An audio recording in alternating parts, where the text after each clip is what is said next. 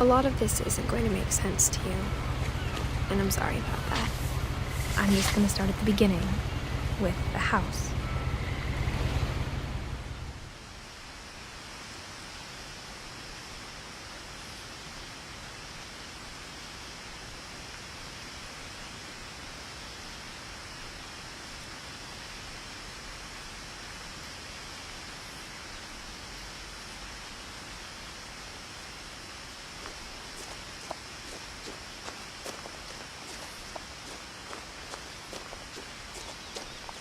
I lived here until I was 11, but I wasn't allowed inside half the rooms.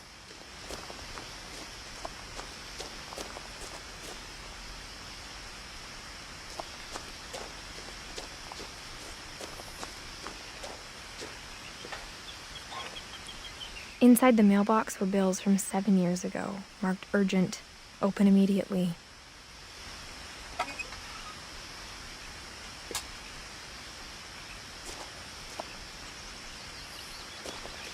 I hadn't been back since my brother Lewis's funeral.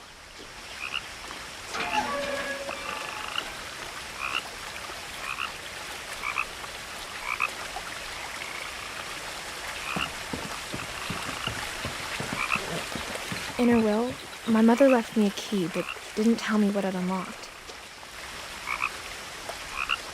Maybe she thought I'd know, or she thought that the mystery would be enough to bring me back.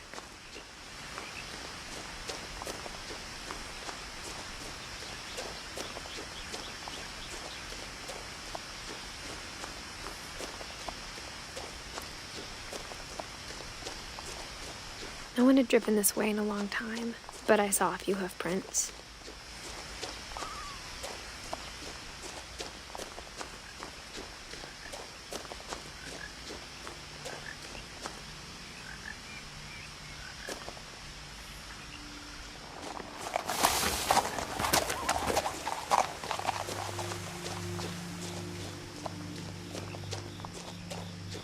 The truth is, even after I inherited the house, I never thought I'd come back to it.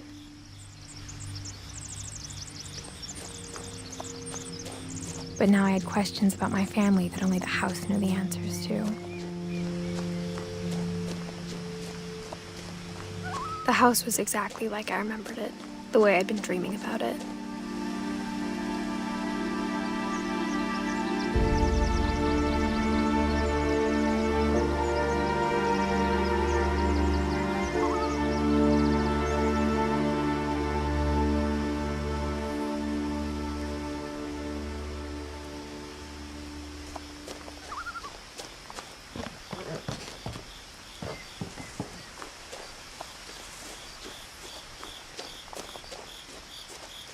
As a child, the house made me uncomfortable in a way I couldn't put into words.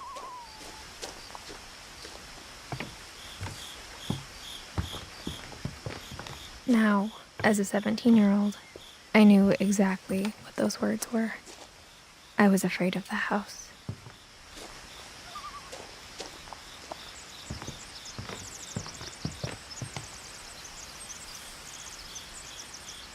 I hoped the key might unlock the front door. It didn't.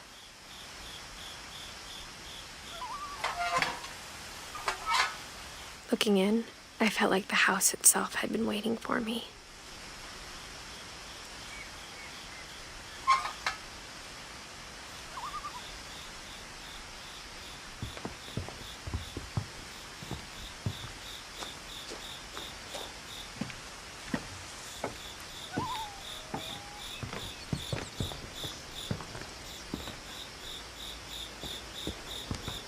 I asked Edie once about the dragon in the pond.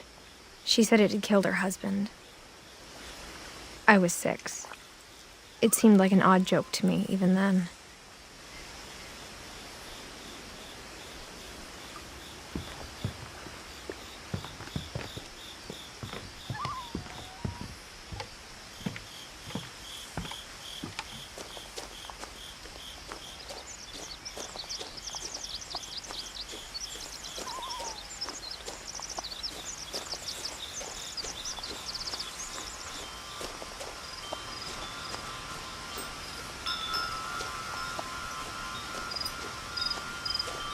house felt like it had always been here. Even the swing set was older than my mother.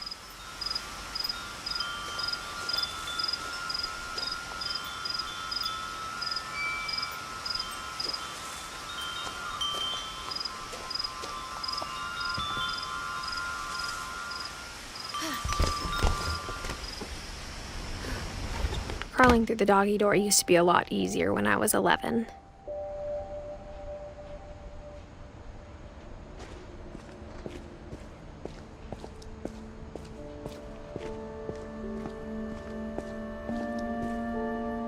The power had been turned off the night we left.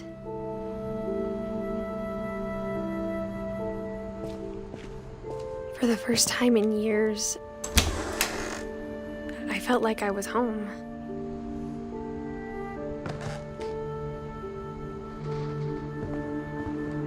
But instead of a family, there were just memories of one. Like how after Lewis started working at the cannery, we all got sick of eating salmon, except our cat, Molly.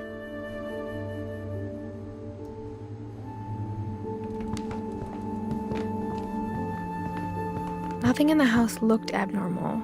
There was just too much of it, like a smile with too many teeth.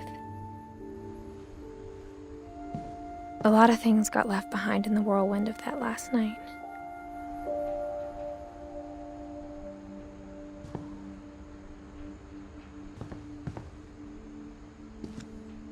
After Milton disappeared, Mom sealed up all the bedrooms. Then Edie retaliated and drilled peepholes.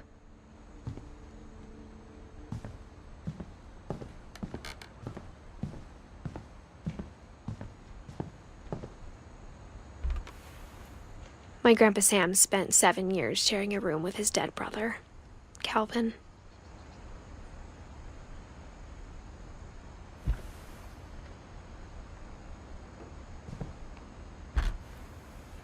As a kid, I just assumed every house had peepholes and sealed rooms you weren't allowed inside of.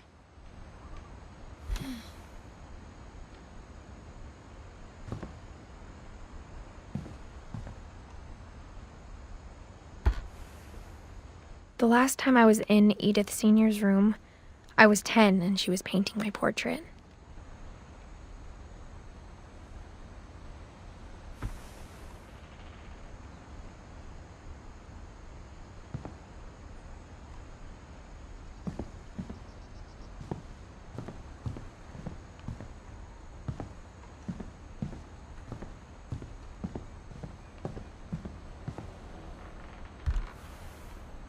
Molly always seemed like a girl I could imagine being friends with, if she hadn't died in 1947.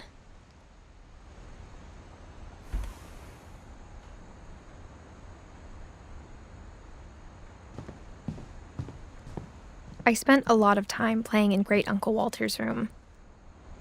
I think my mom sometimes regretted not sealing it up.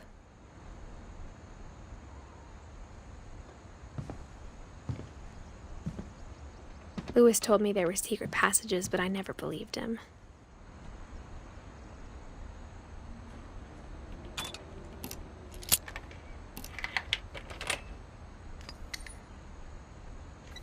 Turns out, my mom was really good at keeping secrets. Now it was time to find out what my mom had been afraid of.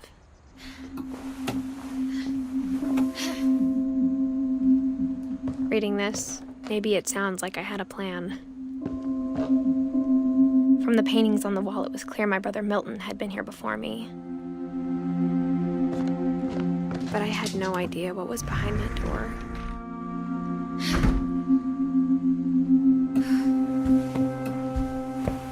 Just like I had no idea where all this was gonna lead.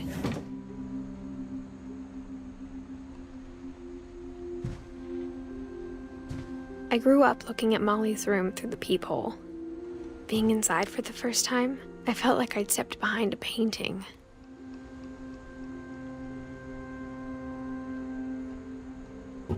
Molly's gerbil had a tiny bedroom with its own even tinier gerbil cage.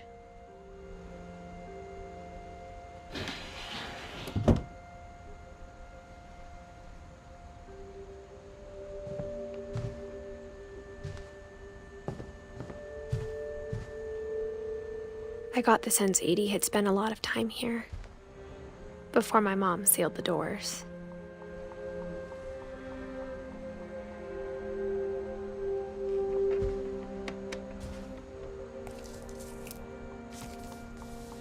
December 13th, 1947.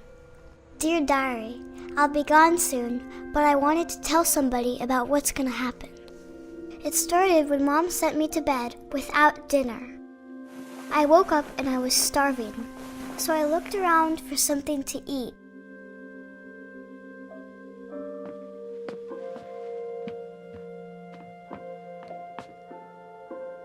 My Halloween candy was all gone. Mom, can I come out now? Sweetheart, it's late. Go to sleep.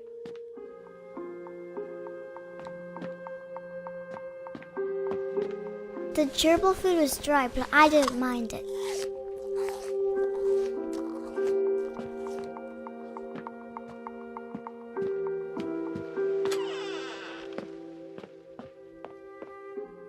I kept eating and eating.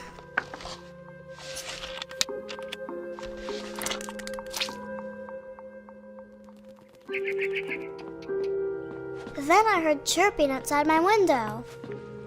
It was a barn swallow going back to her nest. I reached out for her.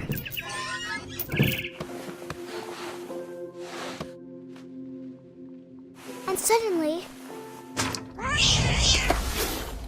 I was a cat.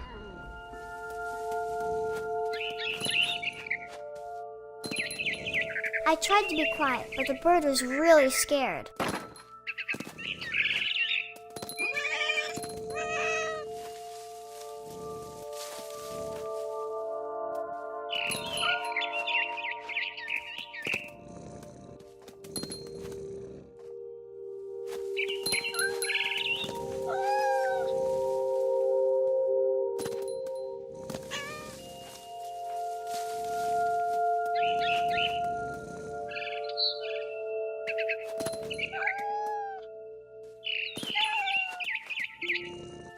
I jumped and I almost got her.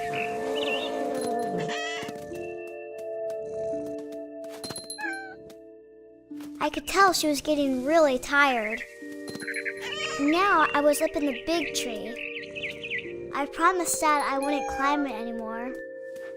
All I cared about was eating that mama bird. I gobbled her up.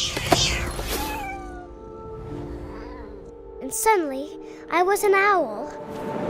First, all I heard was the wind. Then I heard little teeth nibbling in the grass.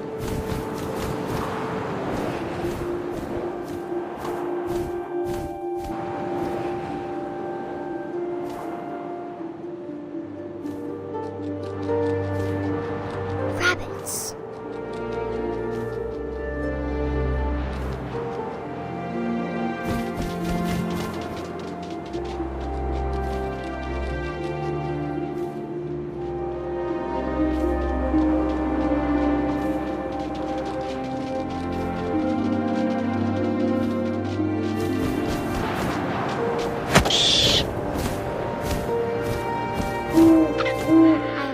His face looking up and seeing mine through my talons.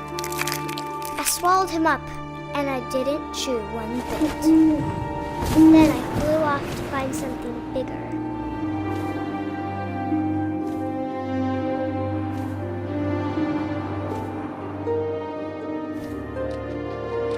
A mama rabbit.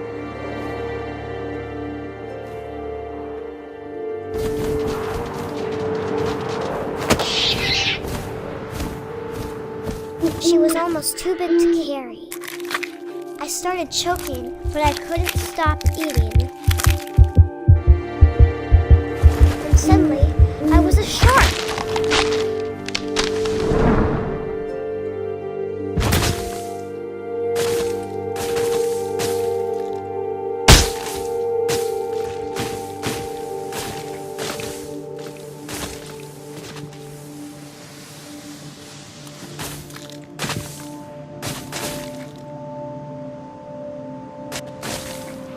I rolled off a cliff and into the ocean. Now, I was hungrier than ever.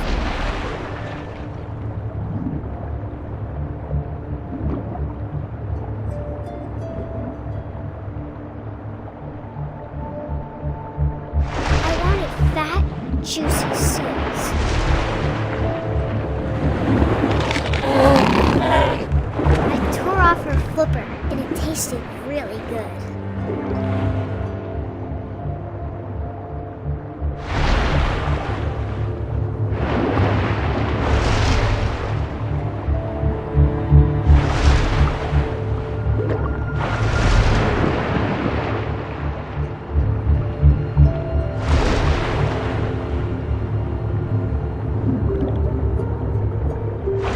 Grabbed on tight. When I was so hungry, I jumped out of the water. When I opened my eyes, everything had changed.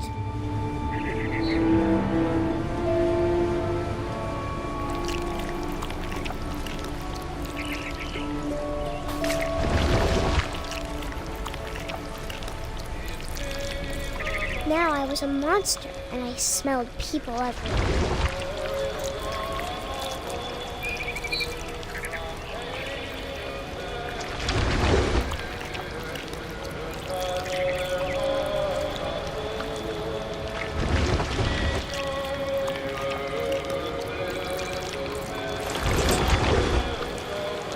I was big, but I moved real quiet.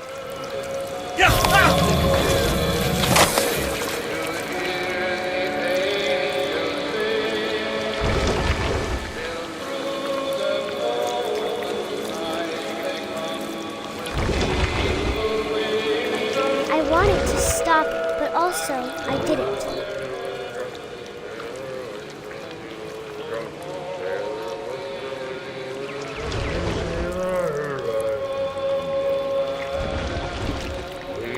Belly with a rusty razor, his belly with a rusty razor, his belly with a rusty razor.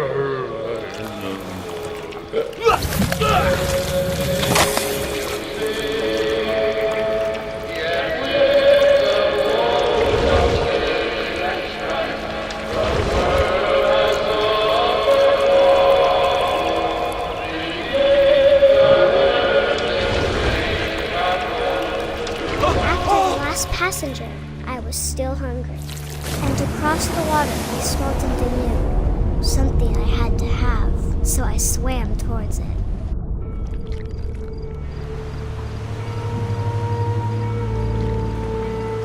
I slithered onto the sand, and the good smell went into an old pipe.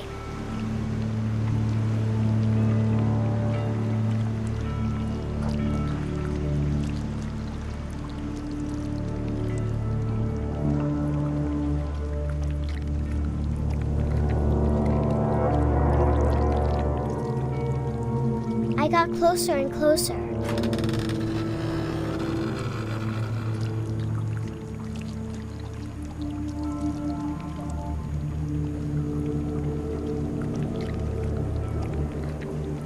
All of my stomach started growling. And suddenly, I was me again. I held my breath for a long time, but I couldn't hear anything. I think it's waiting for me to fall asleep. But it's not going to wait much longer. It needs to feed, and we both know I will be delicious.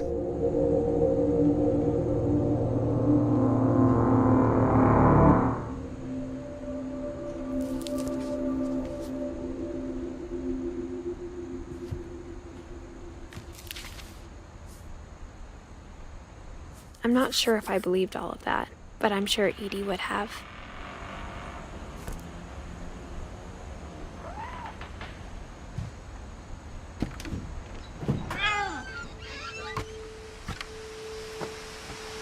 This will be obvious later, but my mom never told me any of these stories. Edie would have, but Mom didn't like bringing up the past. Though, when we adopted a stray kitten, she was the one who named it Molly. I spent a lot of time in Great-Grandma Edie's room.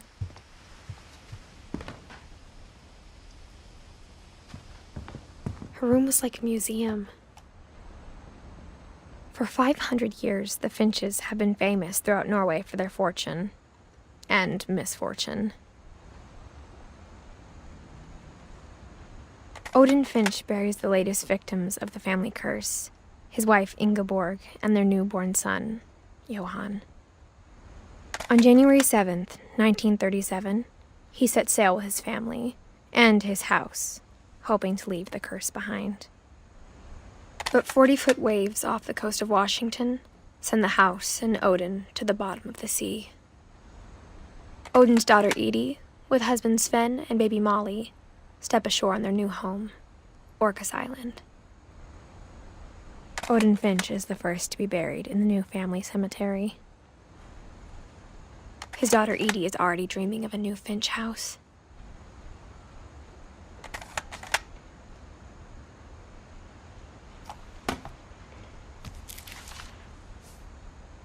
Whatever's wrong with this family, it goes back a long ways.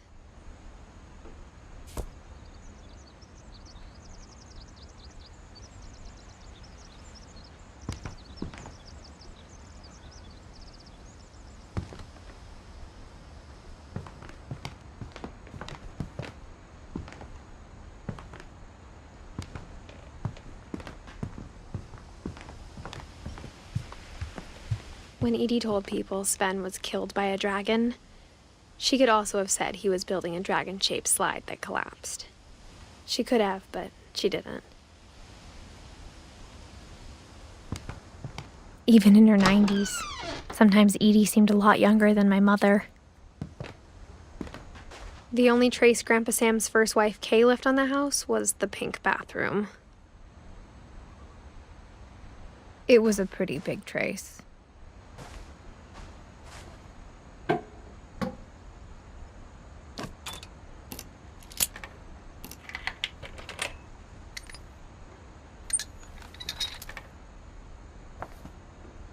There's a secret in this bathroom.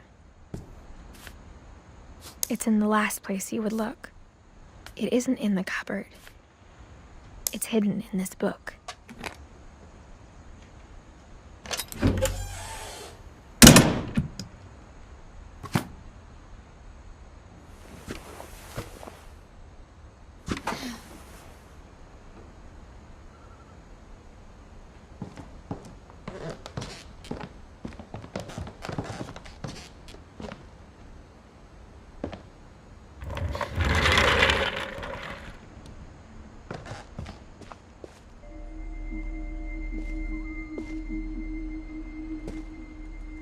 I knew Grandpa Sam had a twin.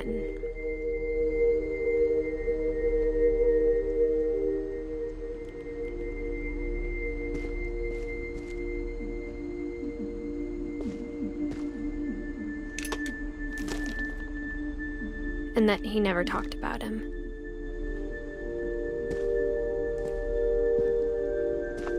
I guess my grandpa didn't like history any more than my mom did.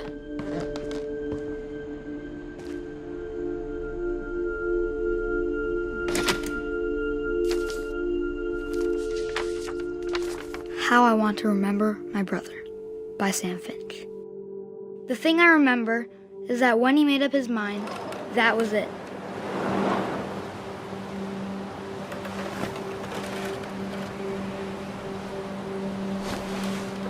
My brother said he'd die before he ate another mushroom, and he did. At Barbara's funeral, he swore he'd never be afraid again, and he wasn't. I think Calvin always wanted to fly. Sam! Calvin! Dinner's ready! Coming! But that day, he finally made up his mind to do it. I told him going around was impossible. Maybe if I hadn't said that,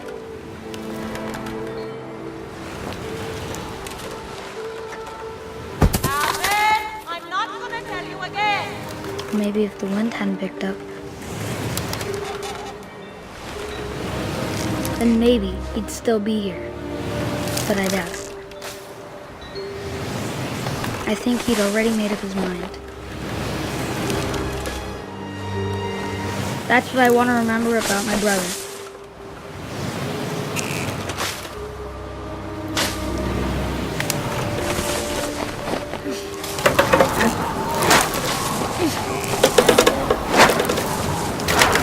The day he made up his mind to fly. And he did.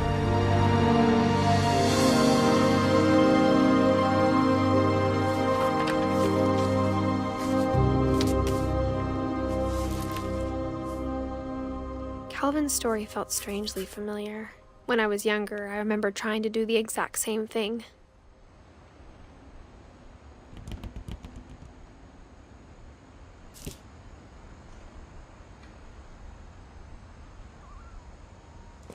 After the funeral, Edie roped off Calvin's half of the room.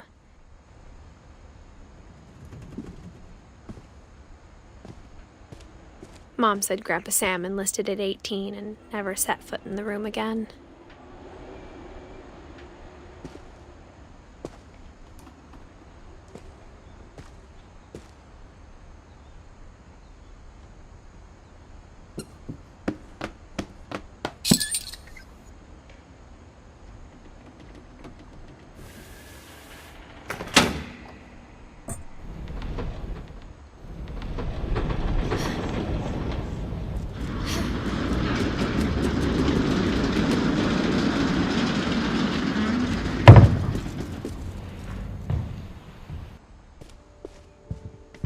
The passages were a pretty tight fit. They'd obviously been built for smaller hands and bellies.